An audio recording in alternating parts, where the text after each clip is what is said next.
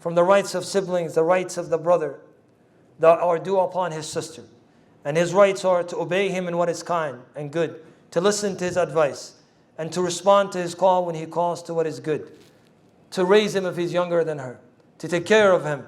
Because indeed, as we said, looking at the seer of the scholars, how many we see were raised either by a single mother or were raised by their sisters. That Allah subhanahu wa ta'ala honored that form of raising and that form indeed of support. From the greatest calamities we see today after shirk is the issues we see arising between the siblings.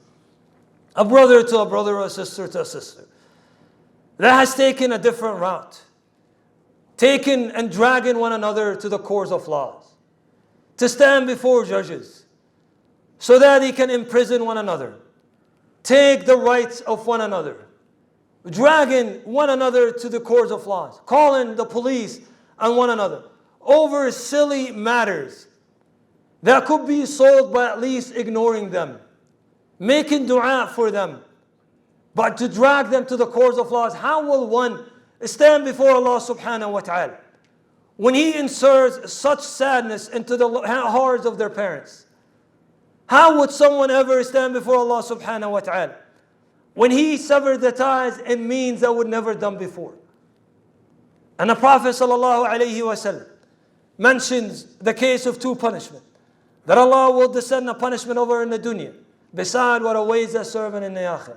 One of which, he who severed the ties of his kinship.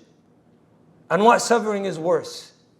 To hope for your siblings to be imprisoned, to defeat them in the court of law, to insert anxiety and sadness and fear into their hearts. Don't you follow the examples of the prophets? Alayhim as-salatu was-salam. Can't you see the example of Prophet Yusuf alayhi salam? He was oppressed by his brothers.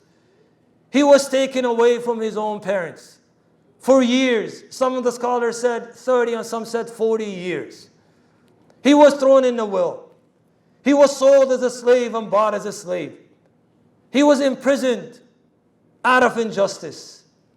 And Allah honors him. And Allah elevates his status. And Allah puts him in charge of Egypt. And his brothers come. And He supports him. Before they even find out it was him. And when they come to find out, He says, no blame over you today. He doesn't even remind them of what they have done to him.